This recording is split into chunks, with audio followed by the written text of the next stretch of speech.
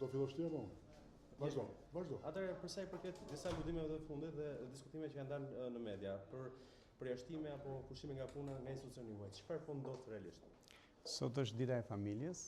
Ne kemi ardhur në Pogradec për diskutuar për ndihmë ekonomike, kemi ardhur për diskutuar për familjet në nevojë dhe mendoj që edhe fokusi i medias do të jetë pikërisht kjo gjë.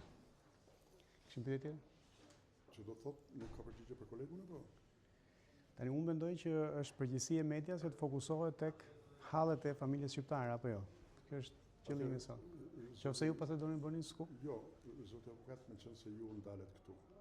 Atëherë a mund të jetojë? Ky është prioriteti im, po unë ju jap përgjigje për çfarë doni. Atëherë a mund të jetojë një familje shqiptare me ndihmë ekonomike që nuk plotson as nevojat bazë të jetës?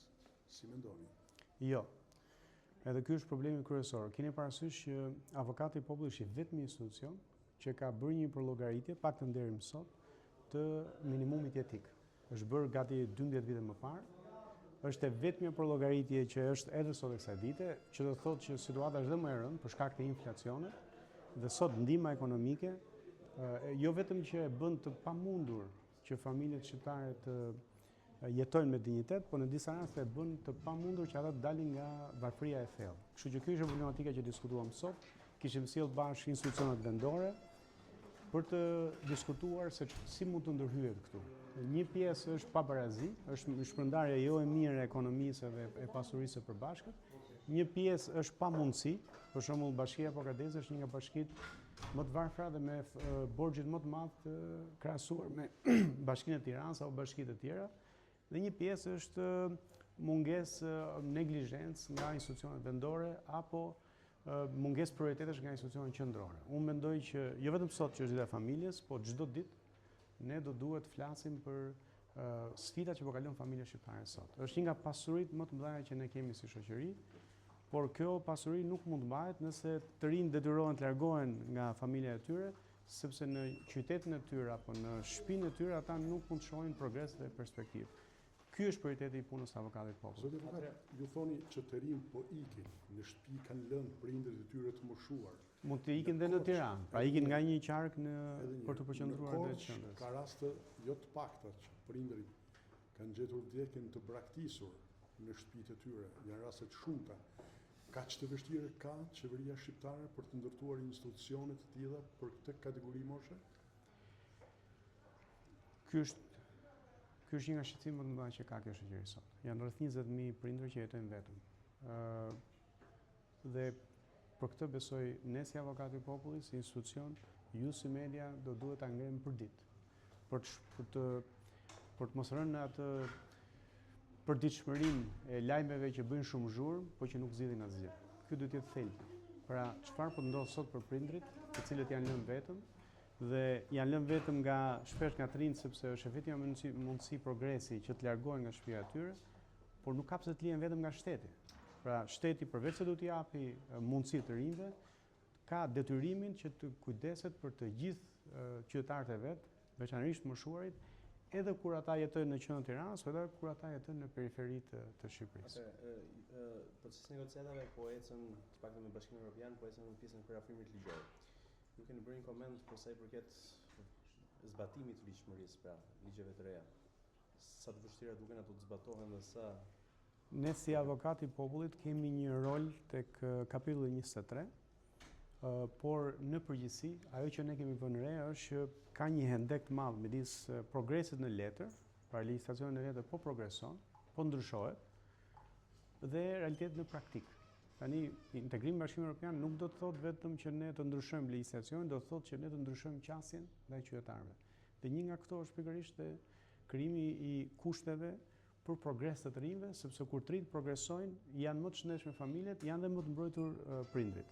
Dhe dyta është përkujdesi për çdo qytetar dhe veçanërisht atyre që janë më tepër nevojë. Vendet e tjera të Bashkimit Evropian kanë ndërmarrë masa serioze për plagjen e popullsisë. Kjo besoj që do duhet reflektohet edhe në Shqipëri dhe kjo kërkon angazhim të qeverisë qendrore, kërkon angazhim edhe të pushtetit vendor. Zoti avokat, a ka ardhur momenti për ta riparë edhe një hartën gjyqësore? Pogradeci është pa një gjykatë. Juglindja është pa një gjykatë të apelit, është pa gjykatë administrative, njerëz që mjallë për të shkuar në Tiranë rriten shpenzimet nga të gjitha anët, pa thënë çështje që s'varriten pafund për ta përmbledhur. A jemi në momentin e duhur për të rikthyer këto institucione gjyqësore? Shiko, si për reformën administrative që po diskutohet tani dhe që u diskutohet sot në mbledhje, si për reformën e strukturave të gjykatave, ne nuk mund të themi se sa gjykata do duhet ketë dhe ku do duhet jenë, apo se sa bashki do duhet ketë dhe ku do duhet jenë. Kjo është kompetencë e kuvendit. Ama shqetësimi ynë është që këto reforma nuk duhet të prekin të drejtat themelore të çdo shteti shqiptar pavarësisht se ku jeton.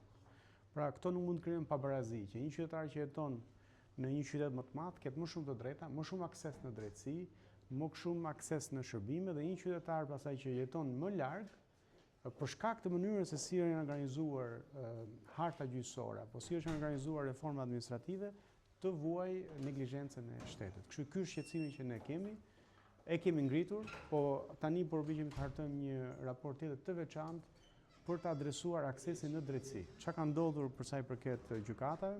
Sot gjykatat shqiptare punojnë nën kapacitet. Sot ka një mingarkesë të gjykatave me dosje që do duhen dekada që qytetarët kenë akses në drejtësi. Tash integrimi evropian nuk nënkupton vetëm që ne të ndryshojmë legjislacionin apo të krijojmë pavarësinë e gjyqësorit. Në thelb nënkupton akses në drejtësi. Pra kur një qytetar të shkojë në gjykatë të marrë drejtësi, drejtësia e vonuar është drejtësia e mohuar. Atëherë duhet të një pyetje teknike, të lutem për postë çështjeve të ditës së sotme. Dihet që ka një diskutim tepër të madh kohëve të fundit për sa i përket trajtimit të burgosurve. Në rastin konkret janë bërë edhe disa diskutime për trajtimin e ish-presidentit Meta në burg. Ju keni bërë një raport, çfarë keni konstatuar? Mekanizmat e torturës kanë qenë jo të respektuar të paktën nga burgjet në kontekst me personazhin e fjalë? Ne jemi një institucion që ka vazhdimsi, por unë jam një drejtues i ri që kam prioritetet e mia në krye të këtij institucioni. Për mua prioritet janë njerëzit që nuk kanë zë. E di që vëmendja është kryesisht tek ata që janë burgosur VIP dhe të famshëm. Për mua prioritet janë qytetarët të cilët mund të jenë në burg pa një vendim formës prerë, qytetarët që vuajnë nga probleme, ta mbaroj lutem përgjigjen. Qytetarët që vuajnë nga problemet e shëndetit mendor dhe vuajnë në kushte çnjerëzore, qytetarët që janë të moshuar dhe mbajnë në burg në kushte çnjerëzore, nga në disa raste edhe pa një vendim formës prerë. Për mua prioritet është që ne të flasim më shumë për ata që nuk kanë zë. Padyshim, qytetari shtetas si Ilir Meta apo shtetas të tjerë kanë bërë ankesë tek institucioni e avokatëve të popullit dhe kemi trajtuar njësoj si gjithë të tjerët. Për mua nuk janë prioritet të burgosurit VIP, janë qytetarët. Është interesi publik i lartë në këtë rast.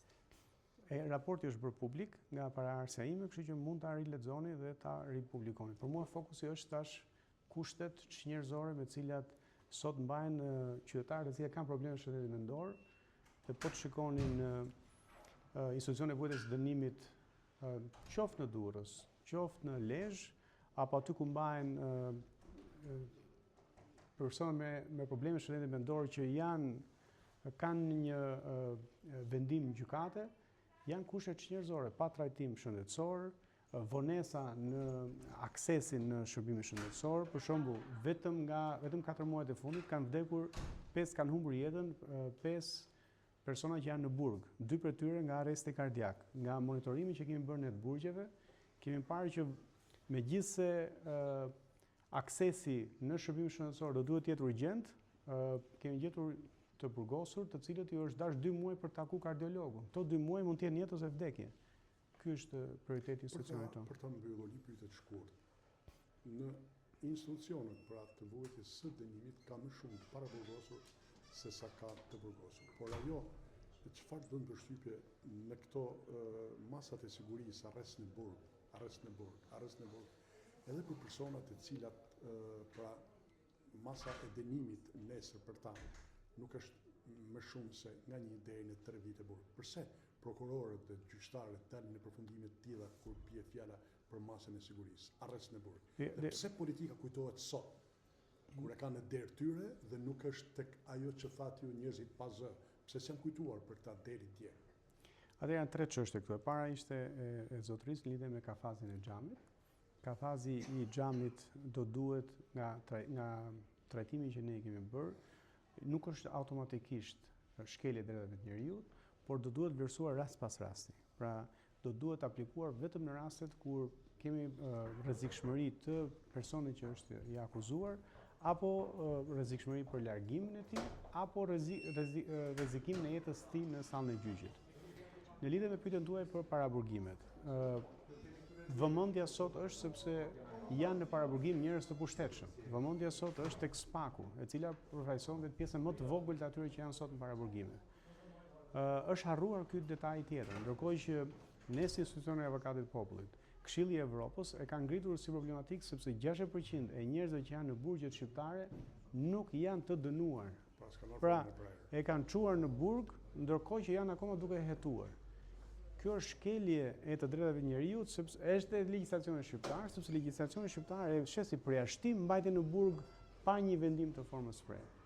Ndërkohë që 60 nga 100 persona që mbahen në burg, ende nuk e dim nëse janë apo jo të fajshëm.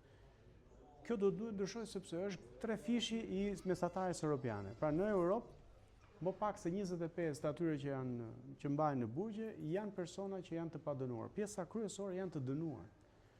Shkelje e të drejtave të njerëzit dhe ne jemi fokusuar tek kjo pjesë. Padyshim, vëmendja e politikës dhe e medias është tek burgosurit VIP, tek burgosurit e SPAK-ut, të cilët janë pjesa më e vogël, po pjesa edhe më e zhurmshme për hir vërtetës. Po ata s'kanë nevojë për avokatën e popullit, se kanë avokatët e tyre privat. Faleminderit.